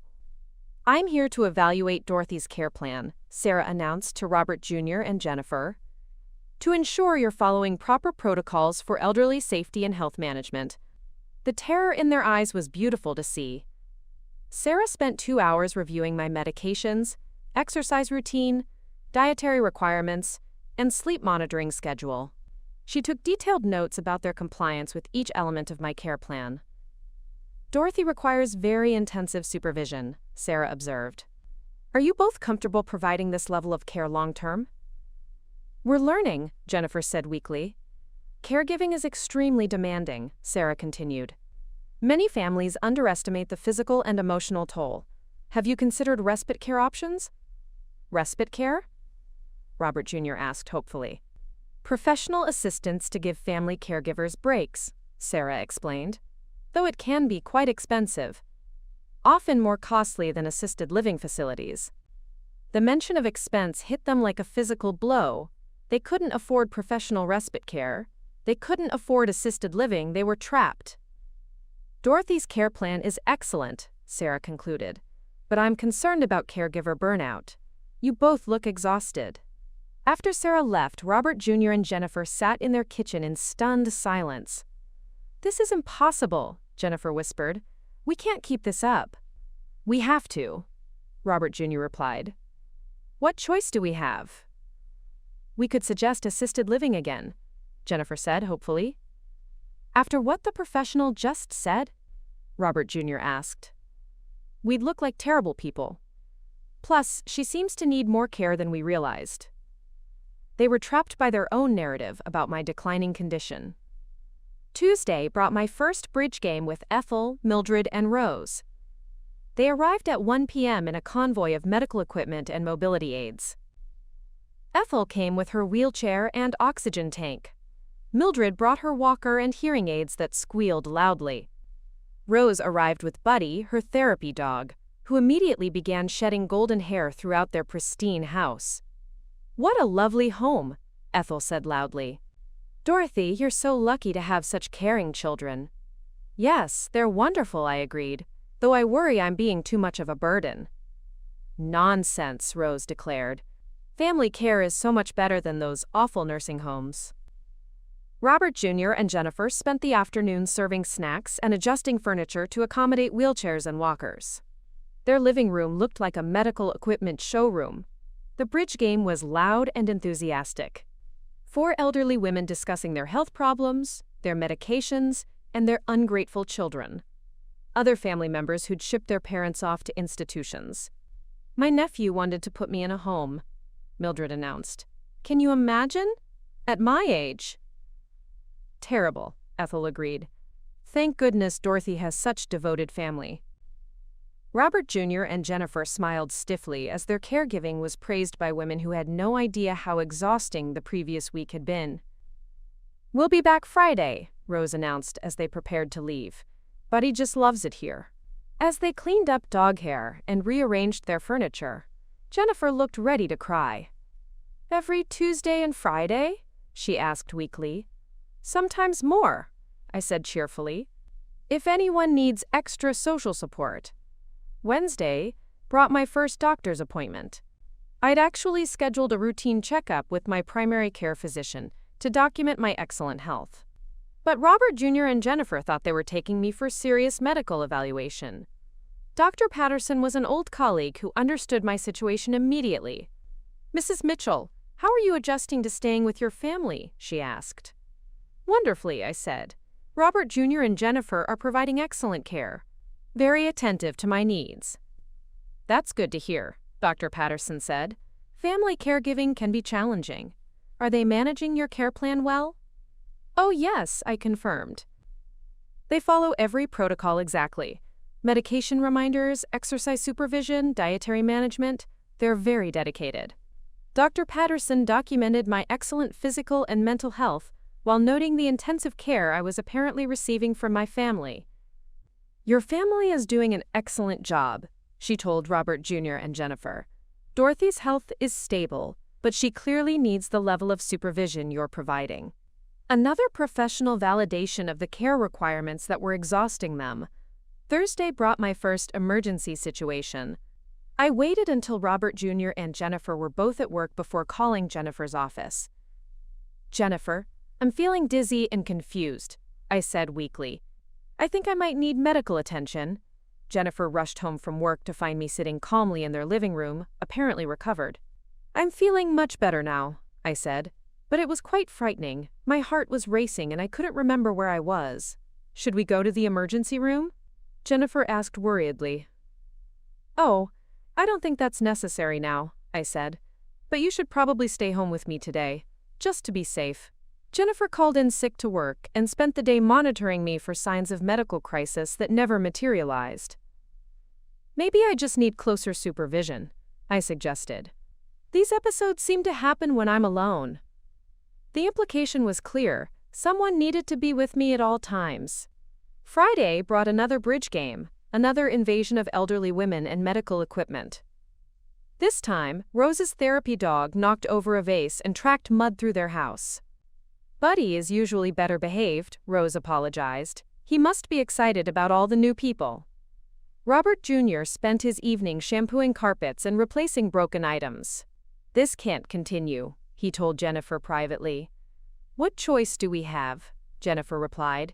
She needs supervision, the doctor confirmed it. By the end of the first week, they'd both called in sick to work multiple times. They'd spent hundreds of dollars on specialized foods and medical supplies. Their house looked like a medical facility filled with exercise equipment and senior care aides. Most importantly, they'd had no time together, no privacy, and no control over their own living space. Monday of the second week brought my next strategic escalation. I announced that I'd invited my former nursing colleagues for a retirement luncheon.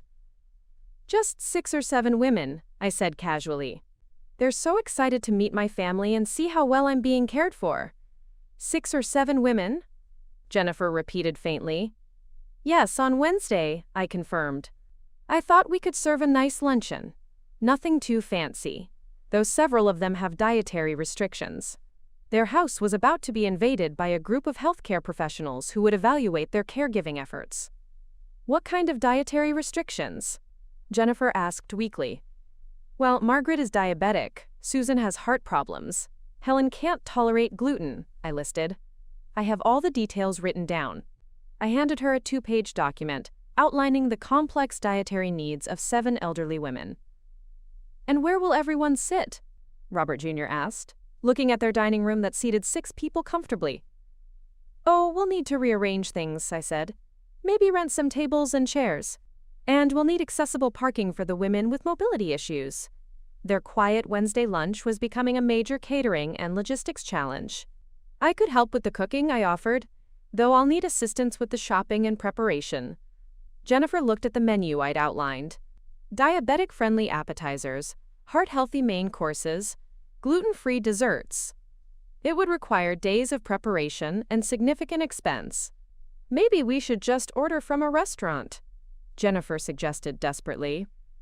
Oh no, I said firmly. My friends are expecting home cooking. That's what makes family care so special. Tuesday brought Sarah's second consultation visit. This time, she brought a colleague from the elder care agency. We're here to evaluate Dorothy's progress and your caregiving adaptation, Sarah explained to Robert Jr. and Jennifer. The colleague, a stern woman named Patricia, took extensive notes as they reviewed my care plan compliance. How are you managing the sleep monitoring? Patricia asked. Fine, Robert Jr. lied, though he looked like he hadn't slept in weeks. And the medication schedule? Sarah inquired. No problems, Jennifer said weakly, though the constant beeping of my medication timer was clearly wearing on her nerves. Dorothy's health is stable, Patricia observed. But caregiving this intensive requires significant commitment. Are you planning to continue this arrangement long-term? The question hung in the air like a threat. If they admitted they couldn't continue, they'd look like failures. If they committed to long-term care, they were trapped indefinitely. We're taking it day by day, Robert Jr. said carefully. That's wise, Sarah agreed.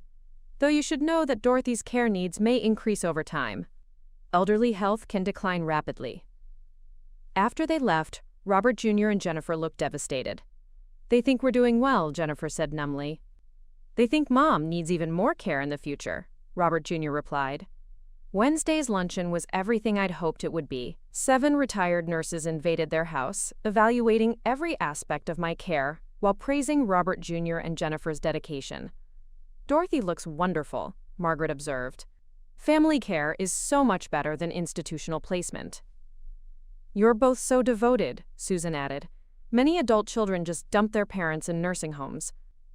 This house is perfect for elderly care, Helen noted.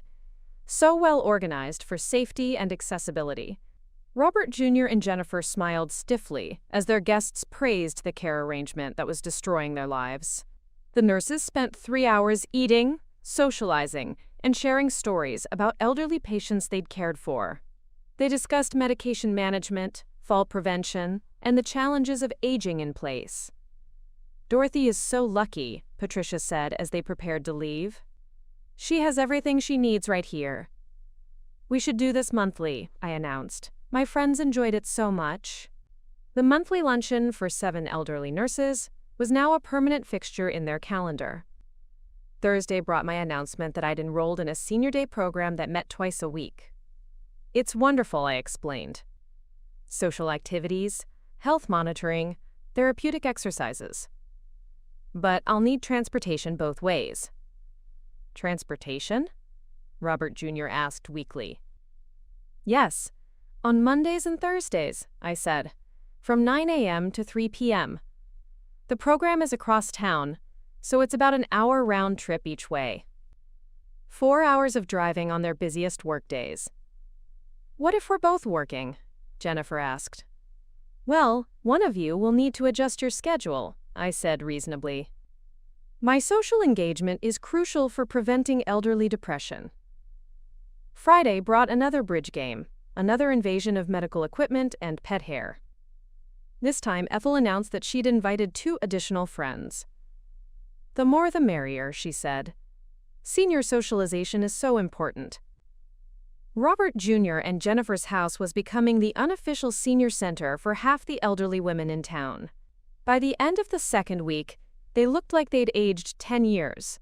They were taking turns calling in sick to work. They'd spent their entire weekend shopping for specialized foods and medical supplies. Their marriage was showing serious strain. They barely spoke to each other except about my care requirements. They had no privacy, no time together, and no hope for improvement. Monday of the third week brought my announcement about medical equipment needs. "My physical therapist says I need a hospital bed," I explained. "My current sleeping arrangement isn't providing adequate support for my arthritis." "Hospital bed?" Jennifer repeated weakly. "Yes, and it needs to be in the master bedroom," I continued. "For proper monitoring access, you and Robert Jr. can move to the guest room permanently." Their exile from their own bedroom was now complete and official. "Teotus terminus. How much does a hospital bed cost?" Robert Jr. asked. "About $2,000 for a good one," I said casually. "But my insurance might cover part of it." It wouldn't cover any of it because I didn't actually need a hospital bed. But they didn't know that. "And I'll need a bedside commode," I added, "for nighttime safety. Bathroom trips can be dangerous for people my age." Another $300 expense for equipment I didn't need. "Plus, I should have an emergency alert system," I continued, "in case I fall and can't reach the phone." Another $50 monthly fee for monitoring I didn't require. Tuesday brought my announcement about dietary consultation needs. "My doctor wants me to see a nutritionist," I explained, "to optimize my meal planning for multiple health conditions." "Nutritionist?" Jennifer asked, clearly dreading another medical appointment.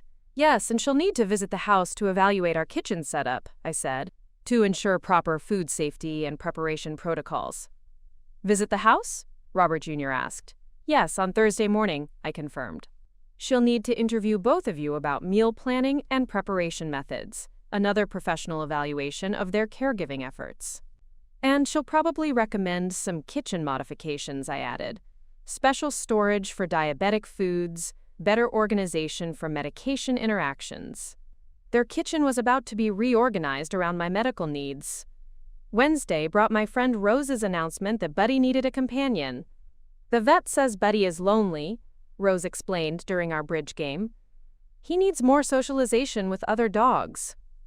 "What a wonderful idea," I said enthusiastically. "Maybe you could bring both dogs next time." "2 dogs?" Jennifer asked weakly. "Yes, and Max is much larger than Buddy," Rose continued. "A Great Dane mix. Very gentle, but he does drool quite a bit." Their house was about to be invaded by 2 large therapy dogs twice a week. Thursday's nutritionist visit was everything I'd hoped it would be. Dr. Williams was another colleague who understood my situation perfectly. She spent 2 hours evaluating their kitchen, interviewing Robert Jr. and Jennifer about meal planning, and making extensive recommendations for dietary modifications. Dorothy has complex nutritional needs, Dr. Williams explained to them. Managing multiple health conditions requires very specialized meal planning. She provided them with a 10-page dietary guideline that would require complete reorganization of their food shopping and preparation. You'll need separate cooking surfaces for diabetic meals, she recommended, special storage for low-sodium ingredients, dedicated preparation areas to prevent cross-contamination. Their kitchen needed to be converted into a medical-grade food preparation facility. The cost will be significant, Dr. Williams acknowledged, but proper nutrition is crucial for elderly health management. After she left, Robert Jr. and Jennifer looked at the kitchen modification estimates, over $5,000 to implement the recommended changes. "We can't afford this," Jennifer said desperately. "But we can't ignore professional medical recommendations," Robert Jr. replied. "Friday brought my announcement that I'd signed up for a senior exercise class that met 3 times a week. Water aerobics," I explained. "Very beneficial for elderly joint health. But I'll need transportation and supervision." "Supervision?" Robert Jr. asked. "Yes, elderly people shouldn't swim alone," I said. "Safety regulations require family members to stay during the class, 3 hours a week sitting poolside while I exercised in the water. And I'll need special swimwear," I added, "for people with mobility limitations. About $200 for the proper outfit." By the end of the 3rd week, they'd spent over $3,000 on my medical equipment and care needs. They were driving me to appointments and activities almost daily. They'd both exhausted their sick leave and were facing potential job consequences. Most importantly, they were beginning to resent each other. Jennifer blamed Robert Jr. for creating this situation. Robert Jr. blamed Jennifer for not being more supportive. Their marriage was cracking under the pressure of intensive caregiving. Monday of the 4th week brought my announcement that I needed round-the-clock supervision.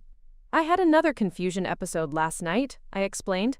"I got up to use the bathroom and couldn't remember where I was." "Confusion episode?" Robert Jr. asked worriedly. "Yes, and I nearly fell trying to find the light switch," I continued. "My doctor says I shouldn't be left alone anymore, especially at night." "Not left alone?" Jennifer repeated faintly. "Someone needs to sleep in the same room with me," I said seriously, "for safety monitoring, and I'll need assistance getting up during the night." Their exile from their own bedroom was now accompanied by mandatory sleep supervision duties.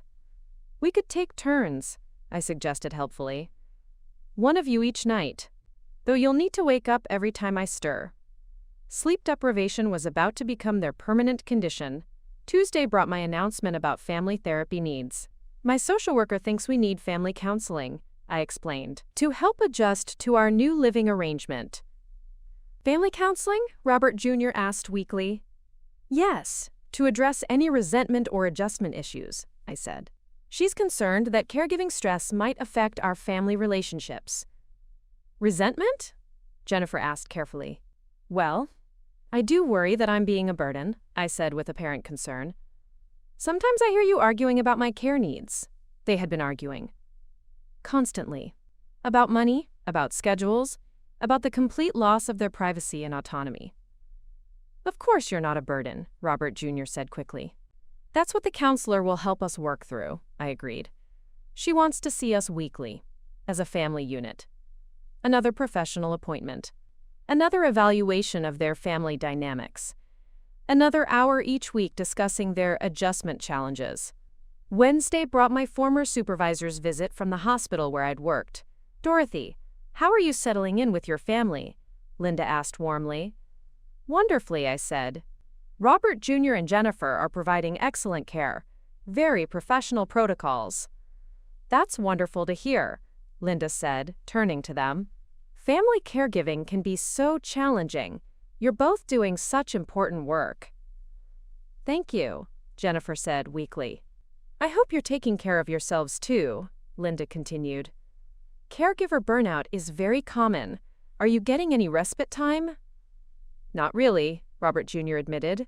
That's concerning, Linda said. Exhausted caregivers can't provide proper care. Have you considered professional assistance? We're managing, Jennifer lied. Well, if you ever need resources or support, Linda offered, the hospital has a family caregiver program. Though I have to say, Dorothy looks better than I've seen her in years. After Linda left, Robert Jr. and Jennifer sat in stunned silence. Everyone thinks we're doing great, Jennifer said numbly.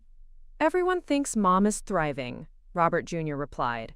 Everyone thinks we should continue indefinitely, Jennifer concluded. They were trapped by the success of their caregiving efforts. Thursday brought my announcement about emergency preparedness needs. My doctor wants us to have a medical emergency plan, I explained, in case I have a cardiac event or stroke. Emergency plan? Robert Jr. asked. Yes, with emergency contacts, medical information, and response protocols, I said. Plus, we should have emergency supplies stored throughout the house. I handed them a 5-page emergency preparedness checklist that would require significant time and expense to implement. And one of you should take a CPR certification class, I added, in case you need to provide emergency care. Another weekend consumed by medical training. Friday brought my announcement that I'd invited my entire former nursing unit for a reunion dinner.